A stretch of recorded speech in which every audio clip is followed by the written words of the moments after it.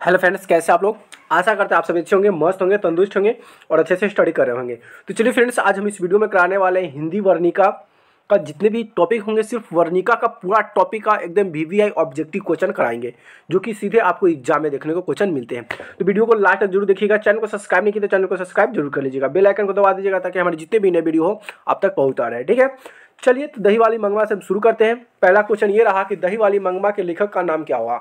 तो दही वाली जो मंगमा है उनके लेखक का नाम है श्रीनिवास। क्या है? श्रीनिवास। याद रह जाएगा प्यारे बच्चों, क्या नाम रहेगा? श्रीनिवास। ठीक है, यानी कि सीधा राइट आंसर हो जाएगा। अगला क्वेश्चन है most important question, VVI question. क्या पूछा कि मंगमा क्या बेचती है? मंगमा क्या बेचती थी? तो मंगमा दही बेचती थी। ठीक है। अगला है कि दही वाली मंगमा का प्रमुख पात्रा कौन है? दही वाली मंगमा का प्रमुख पात्रा कौन है? तो उनकी मंगमा भी हो जाएगा। क्या हो जाएगा? मेन उसका कहानी का जो मुख्य पात्र है, पूरा कहानी मंगमा पे ही टिका हुआ है। दही बेचने जाती है तो पूरा इर्द गिर्द उसका कहानी उसी पर टिका हुआ है। अगला है कि दही वाली मंगमा किस शहर में दही बेचा करती थी? तो दही वाली जो मंगमा है वह बेंगलुरु में जाकर वह दही बेचा करती थी। ठीक है। अगला है कि दही वाली मंगमा किसे संदेश देती है? किसे संदेश देती है? तो बहुओं को संदेश देती है। किसको? बहू को। और बहू को उसको झगड़ा भी हो जाता है बेटा के पोते के लेकर। ठीक है। अगला ये रहा कि बी आर नारायण ने किस कहानी का अनुवाद किया है? बी आर नारायण ने अनुवाद किया है दही वाली मंगमा कहानी का। ठीक है। अगला, लक्ष्मी के बड़े पुत्र का नाम क्या था? तो लक्ष्मी के बड़े पुत्र का नाम था अच्युत। क्या था? अच्युत था। ठीक है। अगला क्वेश्चन प्यारे बच्चों ये रहा कि दही वाली मंगमा कहानी के लेखक द्वारा रचित है। तो ये श्रीनिवास। क्या है? ये श्रीनिवास द्वारा लिखा गया है। मंगमा के बहू का नाम क्या था? नजम्मा था। क्या था? नजम्मा। मंगमा की बहू का नाम क्या था? नजम्मा था। अगला ये है कि मंगमा क्या कि मंगमा के परिवार के कुल कितने सदस्य थे? मंगमा के परिवार में, यहाँ पे मंगमा के परिवार में कुल कितने सदस्य थे? तो 4 सदस्य थे। कौन कौन थे प्यारे बच्चों? नाम बताइए, कौन कौन सदस्य थे? मंगमा थी और मंगमा के पोते थे, मंगमा की बहू थी और मंगमा के बेटे थे। तो 4 सदस्य हो गए। ठीक है। अगला बात कर लेते हैं प्यारे बच्चों, घर में मंगमा को किससे नहीं बनती थी? तो बहू से। बहू से एकदम खनपट था, पढ़ता ही नहीं था। अगला है दही वाली मंगमा कहानी का हिंदी अनुवाद कौन किया था? तो बी आर नारायण ने इनका हिंदी अनुवाद किया था। किसने? दही वाली मंगमा जो कहानी है उसका हिंदी में अनुवाद किसने किया था? बी आर नारायण ने किया था। ठीक है। चलिए नेक्स्ट क्वेश्चन ये रहा प्यारे बच्चों, क्या कि रंगम्पा कौन था? रंगम्पा जो था ये कौन था? तो देखिए इसमें दिया हुआ है मंगमा का पुत्र था। जी नहीं, तो गलत हो गया। नजम्मा का भाई, ये भी नहीं हुआ। मंगमा का पौत्र भी नहीं हुआ, यानी कि इसमें से कोई नहीं। तो क्या था वो? तो रंगम्पा एक जुआरी था। क्या था? जुआरी था। जुआरी मतलब ताश सूस खेलता है ना, उसको जुआरी कहते, वही था। चलिए प्यारे बच्चों नेक्स्ट क्वेश्चन देख लेते हैं। ये रहा नेक्स्ट क्वेश्चन, क्या कहता है कि मंगमा क्या है कि मंगमा एवं नजम्मा के बीच झगड़ा निपटाकर अच्छा संबंध स्थापित करने का माध्यम कौन था? तो मंगमा का पोता, मतलब पोता ही था एक ऐसा जो पोते से प्यार करती थी। अब पोते की वजह से जब झगड़ा हो जाता है तो पोते की वजह से दोनों आपस में मिल भी जाती है। अगला है कि कथावाचक में मंगमा क्या कहती थी? कथावाचक में मंगमा क्या कहती थी? तो माता जी कहती थी। क्या कहती थी? माता जी। अधिक बुद्धिमान कौन था? तो नजम्मा था। कौन था? नजम्मा जो था अधिक बुद्धिमान था। थी। अगला है मंगमा की बहू का नाम क्या था? तो नजम्मा था। मंगमा के बहू का नाम क्या था? नजम्मा था। मंगमा को उसकी बहू के साथ क्यों विवाद था? तब पोते को जब पीटती है एक दिन, तो इसी के लिए पोते को पीटने की वजह से मंगमा और बहू में विवाद हो जाता है। अगला है कि मंगमा रंगप्पा से क्या चाहता था? तो मंगमा रंगप्पा से क्या चाहता था? तो यहाँ पे क्वेश्चन थोड़ा सा गलत दे दिया है कि मंगमा रंगप्पा से नहीं, रंगप्पा मंगमा से क्या चाहता था? तो ये धन चाहता था। क्या था? चाहता था धन। रंगप्पा उसे बहला फुसला कर उसकी बातों में फंसाकर उसकी पैसा जो था धन दौलत लेना चाहता था। इसलिए क्या करती है नजम्मा, एक दिन वहाँ अपने बेटे को धाल बनाकर कहती है कि दादी के पास भेजता है ताकि दादी मान जाए और मेरे साथ रहने लगे। अगला है कि दही वाली मंगमा कहानी का प्रमुख पात्रा कौन है? तो मंगमा है। ठीक है। अगला प्यारे बच्चों ये क्वेश्चन, दही वाली मंगमा कहानी का कथावाचक कहाँ से लिया गया था? तो बेंगलुरु का कहानी है। ठीक है। दही वाली मंगमा कहानी किसे संदेश देती है?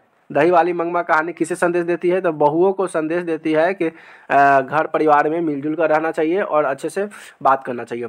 श्रीनिवास का पूरा नाम क्या है? श्रीनिवास का पूरा नाम है मास्तवी वेंकटेशन अयंकर। क्या हो जाएगा? मास्टोवी वेंकर अयंकर हो जाएगा। ठीक है। चलिए और यहाँ से लास्ट और आखिरी क्वेश्चन ये रहा कि दही वाली मंगमा कहानी के कहानीकारक कौन थे? दही वाली मंगमा कहानी के कहानीकारक थे श्रीनिवास। उसके बाद दही वाली मंगमा के लेखक का नाम है श्रीनिवास। देखिए क्वेश्चन कितना घुमा फिरा के पूछा क्वेश्चन, ताकि आपको तन को थोड़ा सा भी संदेश ना हो, इसलिए क्वेश्चन को ध्यान समझ के बनाइएगा, ठीक है। दही वाली मंगमा कहानी के कहानीकारक कौन है, तो तैयो श्रीनिवास, और दही वाली मंगमा के लेखक कौन है, फिर भी श्रीनिवास हो जाएगा, ठीक है। चलिए नेक्स्ट टॉपिक पर देखते हैं। Next topic question, next topic ये है चैप्टर दूसरा में क्या है, डहते विश्वास। और डहते विश्वास से भी जितने भी मोस्ट इंपोर्टेंट क्वेश्चन बनने वाले हैं, सभी क्वेश्चन मैंने भी यहाँ पे लिया हूँ। अगला क्वेश्चन आ गया, पहला क्वेश्चन कि डहते विश्वास कहानी का प्रमुख पात्रा कौन है। डहते विश्वास जो है इस कहानी का मुख्य पात्रा है, ये है लक्ष्मी है। कौन है, लक्ष्मी है। अगला डहते विश्वास कहानी में कहाँ के जन जीवन का चरित्र किया गया है, तो यह है उड़ीसा। किसे कहा गया है, उड़ीसा का चरित्र चित्रण किया गया है, ठीक है। चलिए नेक्स्ट देख लेते हैं प्यारे बच्चों। नेक्स्ट ये रहा कि डहते विश्वास कहानी क्या है, कि डहते विश्वास कहानी किस राज्य की प्राकृतिक आपदा पर आधारित है। मतलब डहते विश्वास जो कहानी ये उदित किया गया है, ये कौन से राज्य से प्रकृति के बारे में आधारित बनाया गया है, तो यह उड़ीसा। क्या हो जाएगा, उड़ीसा के प्रकृति के बारे में संक्षेप में बनाया गया है। डहते विश्वास किस भाषा से अनुदित है, तो ये उड़िया हो जाएगा। क्या हो जाएगा, उड़िया भाषा, ठीक है। चलिए नेक्स्ट क्वेश्चन ये रहा कि डहते विश्वास कहानी किस लेखक द्वारा अनुदित है। डहते विश्वास के लेखक कौन है, सीधे पूछ ले, राजेंद्र प्रसाद मिश्र हो जाएगा। क्या हो जाएगा, राजेंद्र प्रसाद मिश्र। अगला है कि डहते विश्वास कहानी में किस राज्य से बाढ़ एवं सूखा से प्रभावित दिखाया गया है, तो बाढ़ और सूखा से प्रभावित क्षेत्र दिखाया गया है, वो है उड़ीसा को दिखाया गया है। किसे, उड़ीसा को। चलिए नेक्स्ट क्वेश्चन ये रहा प्यारे बच्चों। नेक्स्ट क्वेश्चन क्या कहता है, डहते विश्वास के रचयिता कौन है, तो डहते विश्वास के जो रचयिता है सातकोरी होता। क्या होगा, सातकोरी होता। डहते विश्वास का रचयिता कौन हो जाएगा, सातकोरी होता। लक्ष्मण कौन था, तो लक्ष्मी के पति का नाम क्या था, लक्ष्मण था। तो याद रहेगा लक्ष्मण कौन था, तो लक्ष्मी के पति का जो नाम था वो लक्ष्मण था। याद रहेगा प्यारे बच्चों। चलिए अगला क्वेश्चन देख लेते हैं। अगला क्वेश्चन क्या कहता है, अगला क्वेश्चन ये रहा। अगला क्वेश्चन कि लक्ष्मण कहाँ पर काम करता था। लक्ष्मण तो काम करता था, लेकिन लक्ष्मण कहाँ काम करता था, तो कोलकाता में काम करता था। कहाँ पे, कोलकाता काम करता था। अगला है लक्ष्मण के पास कितने बीघा खेत था, तो 1 बीघा खेत था। क्या था, लक्ष्मण के पास कितने बीघा खेत था, 1 बीघा था। अगला है कि लक्ष्मण किसके घर काम करने अपना गुजारा चलाता था, तो ये तहसीलदार के यहाँ। क्यों, किसके यहाँ, तहसीलदार के यहाँ काम करता था, अपना घर परिवार चलाता था। अगला है कि डहते विश्वास कहानी में किस नदी का भयावह दृश्य किया गया है, प्रस्तुत किया गया है, तो यह महानंदा नदी। क्या हो जाएगा, महानंदा नदी के बारे में कहा गया है, जो कि भीषण बाढ़ आ जाता है। अगला बात कर लेते हैं कि लक्ष्मी के गांव के समीप क्या है। लक्ष्मी के गांव के समीप किस देश की देवी देवताओं के मंदिर थे, तो ये माँ मुंडेश्वरी देवी या भगवान शिव के मंदिर थे, ठीक है। किसके, माँ मुंडेश्वरी देवी एवं भगवान शिव के वहाँ पे देवी मंदिर थे। अगला है प्यारे बच्चों की बाढ़ के पानी को रोकने के लिए गांव के लोग किस बांध को मजबूत करने का प्रयास कर रहे थे, तो दलई बांध था। कौन सा बांध था, दलई बांध। जब बाढ़ का पानी जब आ जाता है तो गांव के सभी लोग दलई बांध पर जाकर बांध को मजबूत करने के लिए जोरों तोर से काम करते हैं। अगला है लक्ष्मी का घर किस नदी के बांध के नीचे था, तो देवी नदी। क्या हो जाएगा प्यारे बच्चों, देवी नदी के किनारे था, ठीक है।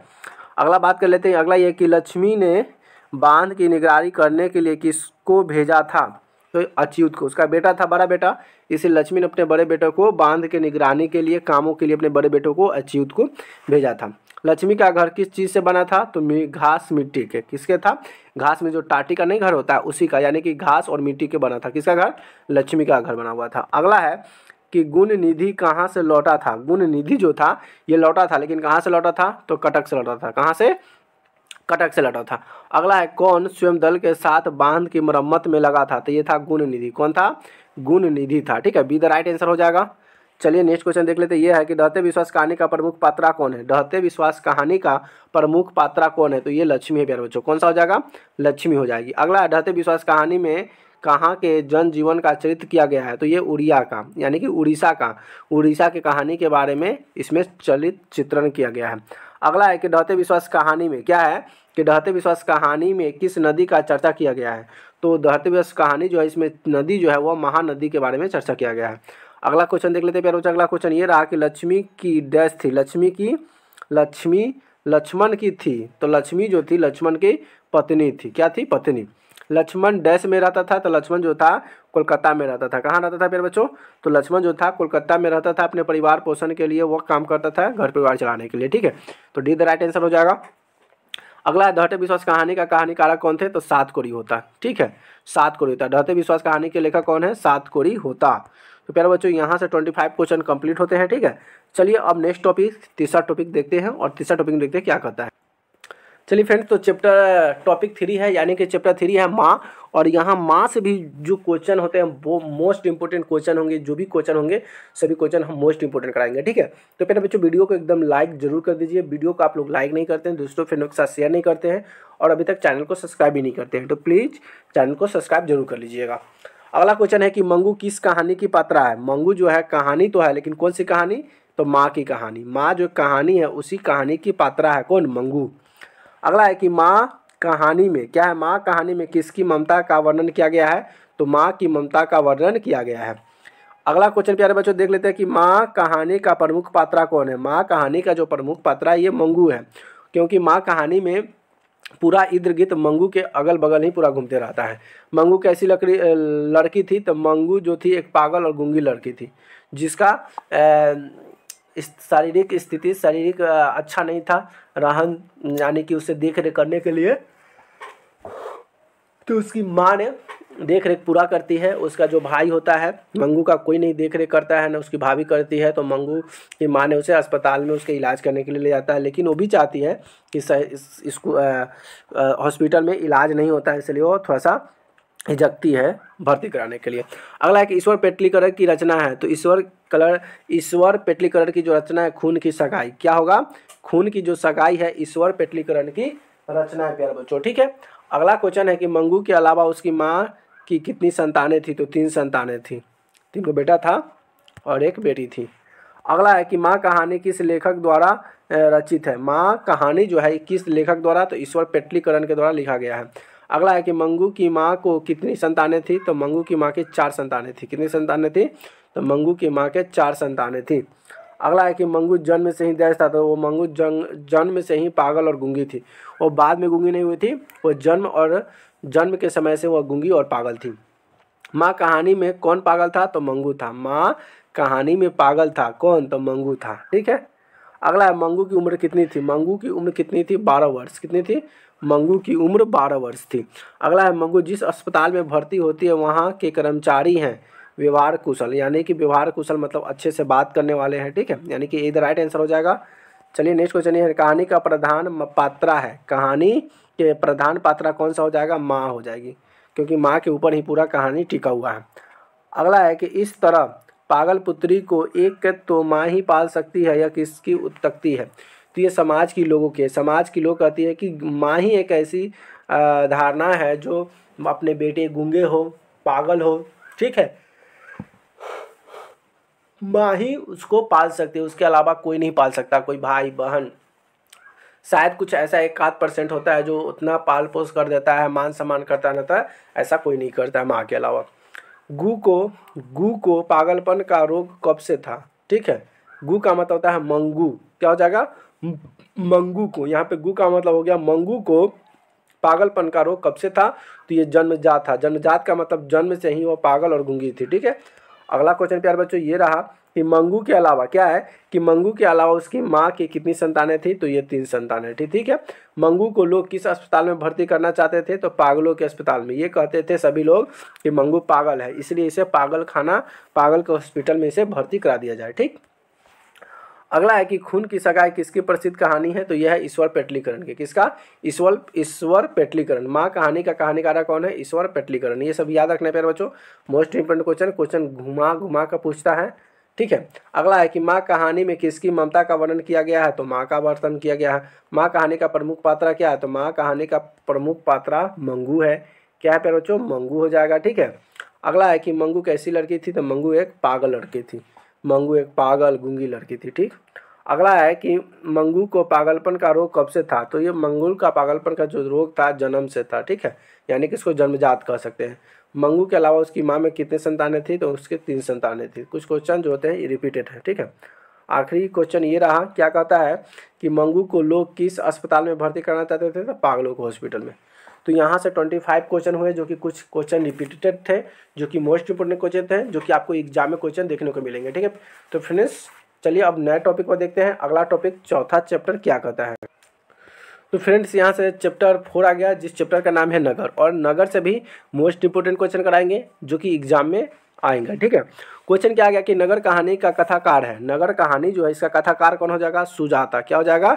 सुजाता। अगला है कि नगर किस भाषा की कहानी है? तमिल भाषा। नगर कौन सी भाषा की कहानी है? तो ये तमिल भाषा हो जाएगा। अगला है कि पापाती किसकी बेटी थी? पपाती जो थी बेटी थी, लेकिन किसकी बेटी थी? वल्ली अम्बा की। किसका हो जाएगा? वल्ली अम्बा की बेटी थी। अगला है कि नगर कहानी का प्रमुख पात्र कौन है? तो पपाती है। क्या हो जाएगा? पपाती। याद रहेगा प्यारे बच्चों। चलिए नेक्स्ट क्वेश्चन ये है कि पपाती को कौन सा रोग हो गया था? तो ये था मेनिंजाइटिस रोग। क्या हो गया था? मेनिंजाइटिस रोग हो गया था। किसको? तो ये पपाती को। नगर कहानी के लेखक के रचयिता कौन है? तो ये ईश्वर पेटलीकरण है। कौन सा हो जाएगा? ईश्वर पेटलीकरण। चलिए नेक्स्ट क्वेश्चन ये रहा कि नगर कहानी किस भाषा में अनुदित है? तो नगर कहानी जो है ये तमिल भाषा में अनुदित है। कौन सी भाषा में हो जाएगा प्यारे बच्चों? तमिल भाषा। कौन सा भाषा? तमिल भाषा। अगला है कि पपाती की उम्र क्या था? तो पपाती की उम्र 12 वर्ष था। क्या था? पपाती की उम्र 12 वर्ष था। कितने उम्र था? 12 वर्ष था। नगर कहानी में किस नगर का वर्णन किया गया है? नगर कहानी में किस नगर का वर्णन किया गया है? तो ये किया गया है मदुरई। किसका किया गया है? मदुरई का वर्णन किया गया है। अगला है कि वल्ली अम्मा की पुत्री कौन थी? वल्ली अम्मा की पुत्री कौन थी? ये था पपाती। कौन सा था? पपाती थी। अगला है कि सुजाता का आविष्कार क्या नाम था? सुजाता का वास्तविक नाम था एस रंगराजन। क्या था? एस रंगराजन, यानी कि वास्तविक नाम, ठीक है, रियल नेम था। क्या था? एस रंगराजन। किसका? सुजाता का। अगला है ये रहा कि सुजाता का जन्म कहाँ हुआ था? सुजाता का जन्म जो हुआ था तमिलनाडु में हुआ था। कहाँ पे हुआ था? तमिलनाडु में। अगला कि पहले दिन पपाती को था? पहले दिन पपाती को क्या था? तो बुखार लगा हुआ था। क्या था? बुखार था। ठीक है, चलिए नेक्स्ट क्वेश्चन देख लेते हैं। नेक्स्ट क्वेश्चन ये रहा कि नगर कहानी के कहानीकारक कौन है? तो नगर कहानी के कहानीकारक हो जाएगा सुजाता हो जाएगा। क्या हो जाएगा? सुजाता। अगला है कि नगर कहानी के प्रमुख पात्रा कौन है? तो पपाती हो जाएगी। ठीक, और यहाँ से नगर कहानी में किस नदी का वर्णन किया गया है? नगर कहानी में किस नदी का वर्णन किया गया है? तो नदी की अगर बात करें तो मदुरै नदी हो जाएगा। क्या हो जाएगा? मदुरै नदी का वर्णन किया गया है। अगला है वल्ली अम्मा की पुत्री कौन थी? तो ये था पाप्ती। वल्ली अम्मा की जो पुत्री थी, बेटी थी, वो कौन थी? पाप्ती थी। अगला है कि बड़े डॉक्टर के अनुसार पपाती को क्या बीमारी थी? तो मेनिंजाइटिस की बीमारी थी। क्या था? मेनिंजाइटिस के रोग हुआ था। अगला है के एल जमुना द्वारा उदित रहता है। क्या रहता है? नगर रहता है। और इस टॉपिक का लास्ट क्वेश्चन ये रहा, आखिरी क्वेश्चन क्या कहता है कि वल्ली अम्मा नहीं जानती थी। वल्ली अम्मा क्या नहीं जानती थी? तो वल्ली अम्मा नहीं जानती थी लड़ना झगड़ना वल्ली अम्मा को नहीं आता था। तो प्यारे बच्चों यहाँ से चैप्टर 4 से, यानी कि चैप्टर नगर से सभी क्वेश्चन, इंपॉर्टेंट क्वेश्चन मैंने कराया। और इस टॉपिक यानी कि हिंदी वर्णिका का लास्ट और आखिरी टॉपिक है, इसको भी कवर कर लेते हैं और इसमें भी रिलेटेड जितने भी इंपॉर्टेंट क्वेश्चन होते हैं वो भी क्वेश्चन करा देते हैं। चलिए देखते हैं। चलिए यहाँ से आखिरी चैप्टर है धरती कब तक घूमेगी, और यहाँ से भी मोस्ट इंपोर्टेंट क्वेश्चन कराएंगे जो कि आपको एग्जाम में क्वेश्चन देखने को मिलेंगे। ठीक है प्यारे बच्चों, तो वीडियो को लास्ट तक जरूर देख लीजिएगा। वीडियो को अभी तक लाइक नहीं किया तो वीडियो को लाइक जरूर कर दीजिएगा, अपने दोस्तों फ्रेंडों के साथ शेयर जरूर कर दीजिएगा। ठीक है, पहला क्वेश्चन आया कि धरती कब तक घूमेगी कि कहानीकारक कौन है? कहानीकारक मतलब इसे कौन लिखा है? तो लिखने वाले हैं इसमें सावरदैया। कौन सा हो जाएगा? सावरदैया। धरती कब तक घूमेगी कि कहानीकारक कौन है? सावरदैया। अगला सावरदैया किस भाषा के कहानीकारक है? तो राजस्थानी हो जाएगा। क्या हो जाएगा? राजस्थानी हो जाएगा। ठीक है, अगला है कि सीता को अपने ही घर में कैसा महसूस होता है? तो घुटन महसूस होता है, क्योंकि उसके साथ बहुत अत्याचार होता है। 50 रुपया महीना देने का वादा करता है बेटे लोग, और उनकी बहुओं उन्हें अच्छा नहीं लगता था साथ में रहना। ठीक है, धरती कब तक घूमेगी कहानी का प्रमुख पात्रा कौन है? तो ये हो जाएगा सीता। कौन हो जाएगा? सीता हो जाएगा। अगला क्वेश्चन देख लेते हैं। अगला क्वेश्चन ये रहा, क्या कहता है कि धरती कब तक घूमेगी कहाँ की कहानी है? तो ये राजस्थान की कहानी है। कहाँ की कहानी है? राजस्थान की कहानी है। ठीक है, नेक्स्ट क्वेश्चन ये कि धरती कब तक घूमेगी कहानीकारक कौन है? तो ये है सावरदैया। कौन सा हो जाएगा? सावरदैया। अगला है कि धरती कब तक घूमेगी किस भाषा से अनुदित कहानी है? तो ये हो जाएगा राजस्थानी भाषा। कौन सी भाषा हो जाएगा? राजस्थानी भाषा हो जाएगा। ठीक है, नेक्स्ट क्वेश्चन ये है कि सीता, क्या है कि सीता के बेटों ने सीता को कितने रुपये माहवारी खर्च देने का निर्णय किया? तो ये 50 रुपया। 3 बेटा था, तीनों बेटा ने 50-50 रुपया देने का वादा किया। अगला है कि धरती कब तक घूमेगी कहानी किस लेख द्वारा अनुदित किया गया? तो ये सावरदैया द्वारा लिखा गया है, फिर उसे अनुदित किया गया है। अगला क्वेश्चन देख लेते हैं प्यारे बच्चों। अगला क्वेश्चन ये रहा कि धरती कब तक घूमेगी, शीर्ष कहानी का कहानीकारक कौन है। शीर्ष कहानी का कहानीकारक कौन है, तो ये हो जाएगा सावरदैया। कौन सा हो जाएगा, सावरदैया। अगला है कि धरती कब तक घूमेगी कहाँ की कहानी है, तो ये राजस्थान की कहानी है। कहाँ की कहानी है प्यारे बच्चों, ये कहानी राजस्थान की है। अगला है कि धरती कब तक घूमेगी कहानी में किसकी प्रभावित की गई है। कहानी में धरती कब तक घूमेगी, इस कहानी में सबसे प्रभावित किया गया है तो नारी को किया गया है। किसे किया गया है, नारी को। अगला है सीता को कितने पुत्र थे, तो सीता को 3 पुत्र थे। ठीक है, सीता कितने पुत्र थे, 3 पुत्र थे। अगला है सीता के बड़े लड़के का नाम क्या था, तो सीता के बड़े लड़के का नाम था कैलाश। क्या था, कैलाश। तो सीता के बड़े लड़के का नाम क्या था, कैलाश था। अगला है कि अद्वितीय की अवस्था किसकी थी, तो ये था सीता की। क्या हो जाएगा, सीता की। ठीक है, चलिए नेक्स्ट क्वेश्चन यहाँ से। और आखिरी क्वेश्चन क्या कहता है कि द्वितीय क्या है कि द्वितीय की संस्थापना किसने किया था, तो सीता ने किया था। तो प्यारे बच्चों यहाँ से वर्णिका के जो 5 टॉपिक होते हैं, 5 चैप्टर होते हैं, सभी चैप्टर का मोस्ट इंपोर्टेंट क्वेश्चन कराया जो कि आपको एग्जाम में प्यारे बच्चों देखने को मिलेंगे। तो वीडियो कैसी लगी प्लीज़ कमेंट कर जरूर बताइएगा। वीडियो अच्छी लगी तो वीडियो को लाइक कमेंट शेयर जरूर कर दीजिएगा। अपने दोस्तों फ्रेंडों के साथ भी शेयर जरूर कर दीजिएगा। फिर मिलते हैं नए वीडियो में नए टॉपिक के साथ, तब तक ले जय।